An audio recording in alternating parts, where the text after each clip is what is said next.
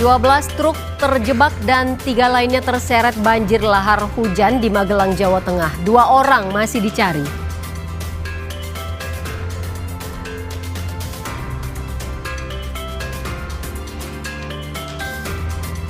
Bupati Pekalongan Fadia Arafik ditahan usai ditangkap KPK beserta 11 orang lainnya. Bupati mengaku sedang bersama Gubernur Jawa Tengah saat ditangkap KPK.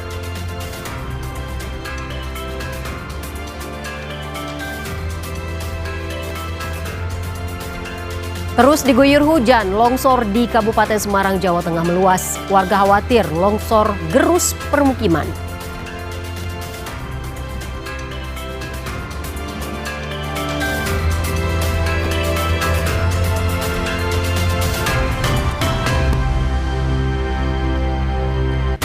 Saudara, Anda menyaksikan Indonesia Update hingga pukul 15.30 waktu Indonesia Barat. Tentunya selain 3 informasi tadi, kami juga menyiapkan informasi penting dan menarik lainnya dari berbagai penjuru tanah air. Inilah Indonesia Update selengkapnya.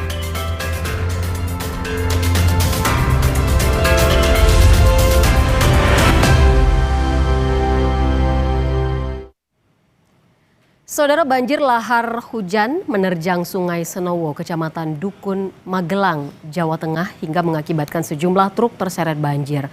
4 orang menjadi korban akibat kejadian ini.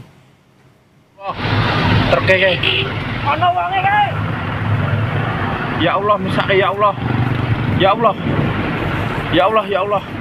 Inilah detik-detik truk terseret derasnya arus banjir lahar hujan di Magelang, Jawa Tengah. Berdasarkan informasi yang kami terima, pengemudi truk berhasil diselamatkan. Menurut Basarnas, ada 3 truk yang terseret aliran banjir lahar hujan. Kondisi ini terjadi usai hujan deras di puncak Gunung Merapi.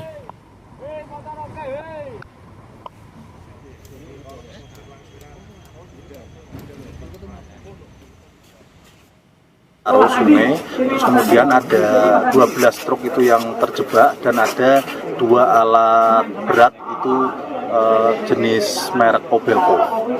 Sementara ini yang masuk ke laporan kita itu sudah kita konfirmasi, itu sementara ini ada 4 korban. Dari 4 sudah? Untuk 4 korban itu sudah kita temukan 2. Saudara, Presiden Prabowo Subianto mengundang para presiden dan wakil presiden dan menteri luar negeri terdahulu hingga ketua umum partai politik untuk bersilaturahmi dan bertukar pandangan. Dalam pertemuan ini, Presiden Prabowo menjelaskan seputar keanggotaan Indonesia dalam Board of Peace dan juga kesiapan Indonesia di tengah konflik Amerika Serikat, Israel, dan Iran.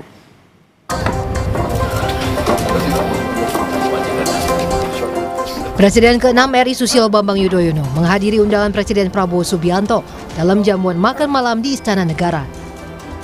Tak hanya SBY, Presiden ke-7 RI Joko Widodo juga turut menghadiri jamuan. Selain kedua presiden terdahulu, datang pula Wakil Presiden ke-10 dan 12 RI Yusuf Kala, Wakil Presiden ke-13 RI Maruf Amin, dan Wakil Presiden ke-11 RI Budiono.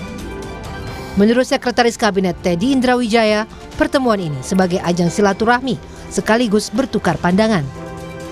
Sejak tadi malam Bapak Presiden mengundang langsung seluruh presiden terdahulu, seluruh wakil presiden terdahulu, kemudian para menteri luar negeri terdahulu, termasuk juga para ketua umum partai politik yang di parlemen untuk berdiskusi, bersilaturahmi, saling bertukar pandangan. Bapak Presiden ingin mendengar pandangan dari tokoh-tokoh tersebut. Kira-kira itu. Oke. Nanti kita lihat. Selain Presiden dan juga Wakil Presiden terdahulu, Prabowo juga mengundang para menteri luar negeri sebelumnya. Ketua partai politik yang ada di parlemen juga menghadiri jamuan makan malam di Istana Negara. Dalam pertemuan ini, Prabowo menjelaskan alasan ikut Board of Peace dan juga kesiapan Indonesia mengantisipasi dampak perang Amerika Serikat, Israel, dan Iran. Dari penjelasan Pak Prabowo tentang BOP itu adalah penjelasan yang mungkin sudah Pak Prabowo sampaikan kepada MUI dan Ormas Islam. Ya, penjelasan yang menurut saya beliau menjelaskan pilihan yang memang terberat dari yang ada, yang paling mungkin dari yang ada. Lalu beliau juga menjelaskan tentang perkembangan tentang Iran, Israel hari ini. Intinya pada pertahanan kita, pada kesiapan kita menghadapi krisis itu. Beliau menjelaskan tentang kesiagaan pangan kita, kesiagaan energi kita. Pertemuan ini menjadi momentum konsolidasi dan komunikasi antar tokoh nasional di tengah dinamika global dan tantangan geopolitik yang terus berkembang. Tim Liputan Kompas TV. Saudara Menteri Luar Negeri periode 2001 hingga 2009 Hasan Wirayuda menyampaikan pandangannya tentang kemungkinan Indonesia menjadi mediator dalam konflik AS Israel dan Iran. Hasan Wirayuda menjadi salah satu Menteri Luar Negeri terdahulu yang ikut menghadiri jamuan makan malam di Istana Negara. Ia menyebut dalam pertemuan dengan Presiden Prabowo Subianto ada beberapa hal yang jadi sorotan. Di antaranya dampak konflik AS Israel dan Iran terhadap Indonesia serta bagaimana keanggotaan Indonesia dalam BOP di tengah konflik itu.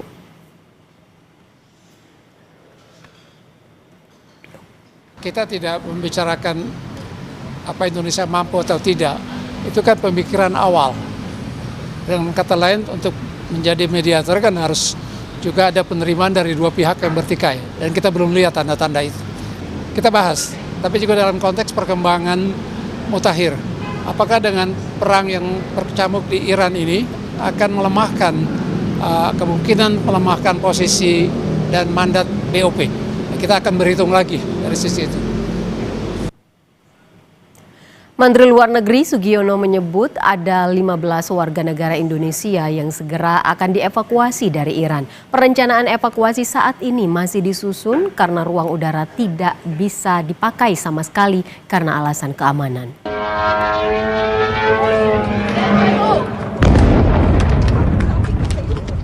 Sebanyak 15 warga negara Indonesia saat ini masih berada di Teheran, Iran dan dalam proses untuk segera dievakuasi. Proses evakuasi terhambat karena jalur udara ditutup total. Kemlu memerintahkan kedutaan besar di Teheran, Iran untuk melakukan evakuasi secepat mungkin karena potensi konflik di Timur Tengah yang masih tinggi. Menlu menilai karena jalur udara ditutup total, satu-satunya alternatif melalui akses jalan darat melalui kota Baku dengan waktu tempuh 10 jam perjalanan.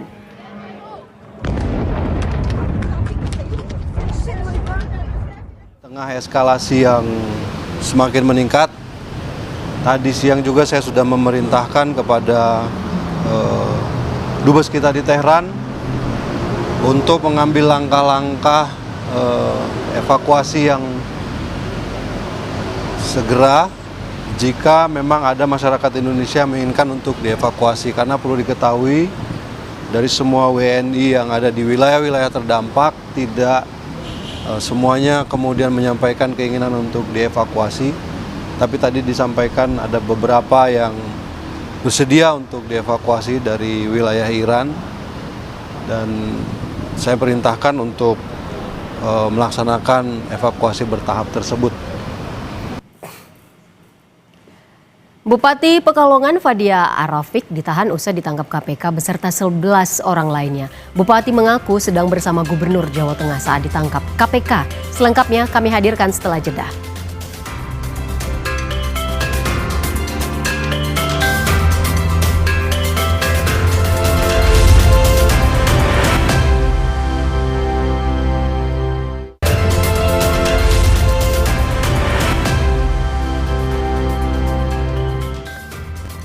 Saudara Bupati Pekalongan Fadia Arafik ditahan di rumah tahanan KPK setelah terjaring dalam operasi tangkap tangan KPK. Fadia menyebut saat ditangkap dirinya sedang berdiskusi bersama Gubernur Jawa Tengah.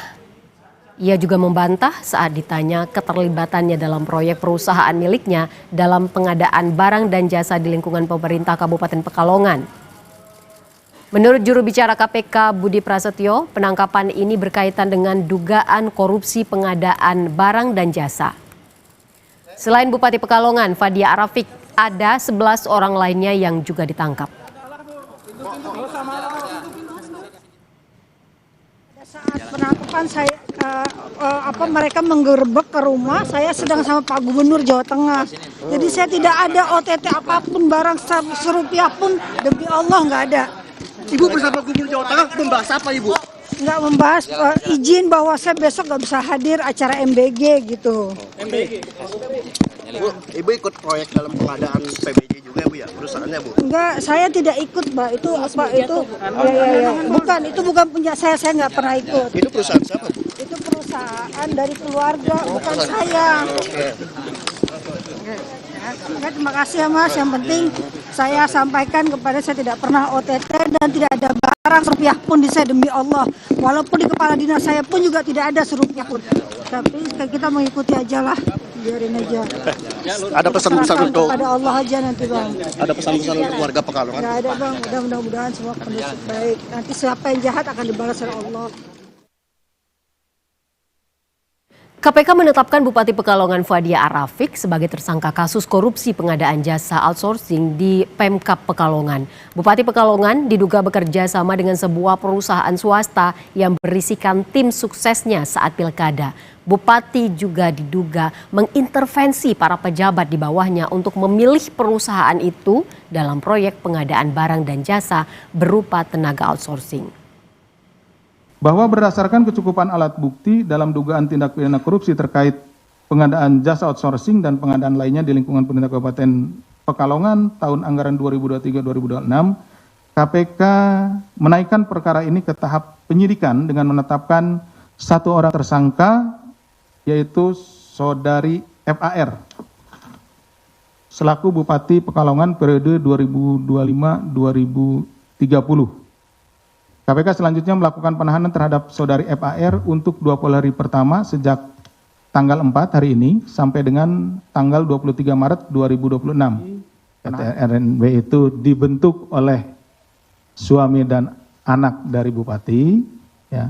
Kemudian turut serta aktif dalam pengadaan barang dan jasa dan pada akhirnya mendapat pekerjaan pengadaan barang dan jasa. Nah, ini disinilah titiknya ya, rekan-rekan.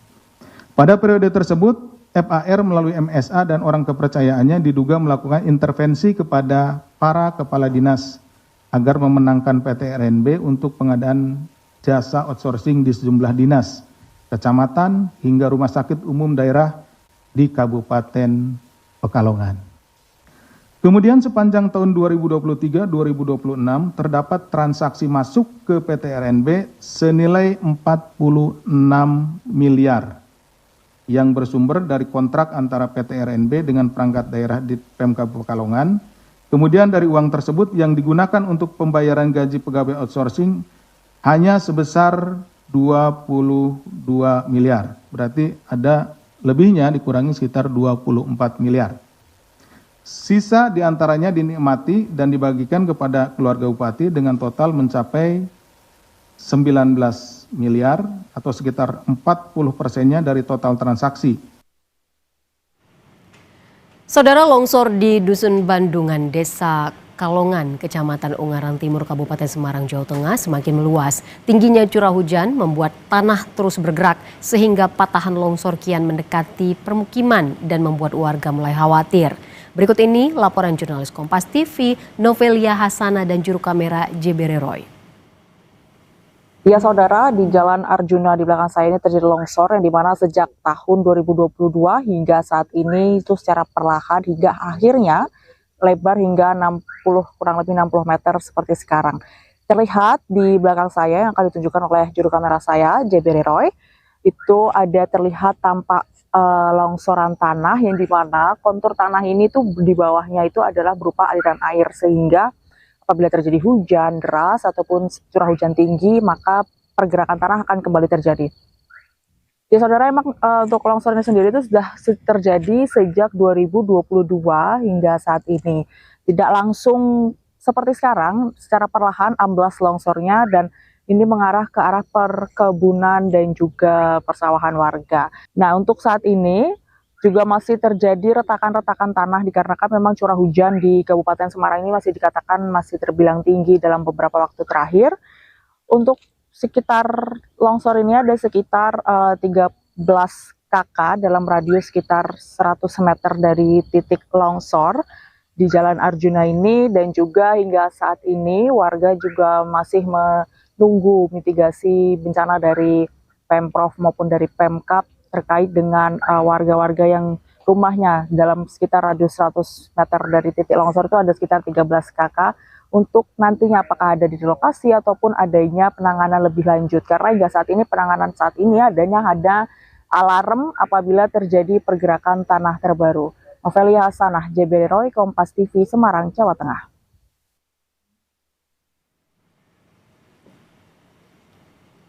Sebuah kapal yang berlayar dari Gili Trawangan Lombok menuju Pelabuhan Padang Bayi mengalami kebocoran setelah dihantam gelombang tinggi. Informasinya kami hadirkan sesaat lagi.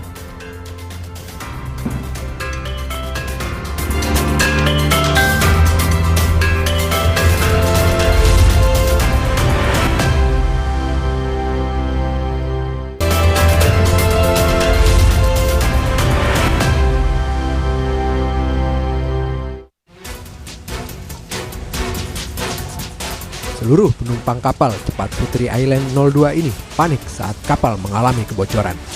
Kapal yang berlayar dari Gili Trawangan Lombok menuju Pelabuhan Padang Bayi ini mengalami kebocoran akibat dihantam gelombang tinggi saat melintas di perairan Amet, Karangasem.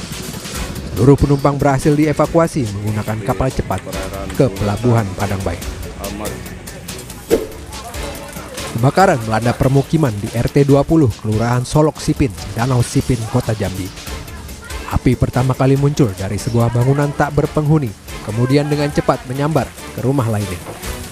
9 unit mobil pemadam kebakaran bersama 60 personel dikerahkan ke lokasi untuk memadamkan api. Tak ada korban dalam kebakaran ini dan penyebab kebakaran masih diselidiki.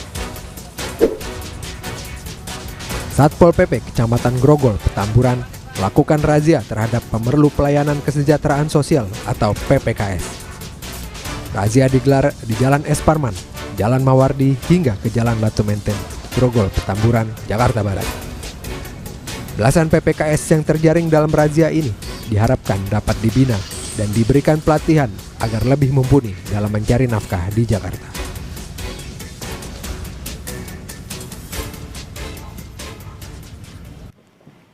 Saudara, ada kabar gembira untuk warga Semarang. Wali Kota Semarang Agustina Wilujeng Pramestuti memperluas jangkauan program sekolah swasta gratis menjadi 133 sekolah dari sebelumnya 129 sekolah. Pada tahun sebelumnya, program sekolah swasta gratis Pemkot Semarang menjangkau 129 sekolah. Di tahun 2026, kini bertambah menjadi 133 sekolah. Perluasan jangkauan sekolah swasta gratis tersebut mencakup 40 taman kanak-kanak, 48 sekolah dasar, 45 sekolah menengah pertama swasta yang tersebar di seluruh wilayah Kota Semarang. Hal tersebut disampaikan Wali Kota Semarang, Agustina Wilujeng Pramestuti, saat kegiatan penyerahan bantuan sekolah swasta gratis dan diskusi soal perubahan peraturan Wali Kota tentang sistem penerimaan murid baru tahun 2026 di Aula Balai Kota Semarang. Wali Kota Semarang menyampaikan apresiasi kepada yayasan dan lembaga pendidikan yang secara sukarela bersedia menjadi sekolah gratis. Sinergi ini dinilai sangat membantu lapisan masyarakat kurang mampu untuk mendapatkan kepastian jaminan pendidikan bagi putra-putri mereka.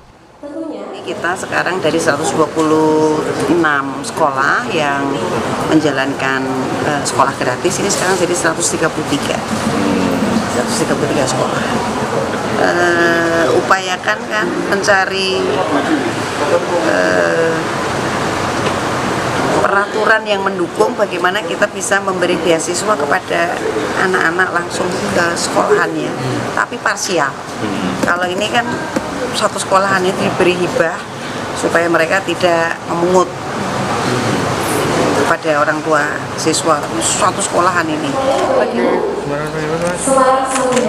Terkait perubahan perwal tentang SPMB 2026, Wali Kota Semarang Agustina Wilujeng Pramestuti menekankan pembaruan regulasi setiap tahun sangat penting untuk membangun kepercayaan masyarakat, serta menutup celah praktik titip menitip siswa, dan melalui integrasi antar sekolah gratis dan sistem pendaftaran yang bersih, diharapkan ekosistem pendidikan di Kota Semarang dapat terus meningkat dan mendukung kenaikan indeks pembangunan manusia. Tim Liputan, Kompas TV, Semarang, Jawa Tengah. Saudara, demikian Indonesia Update hari ini. Terima kasih. Sampai jumpa.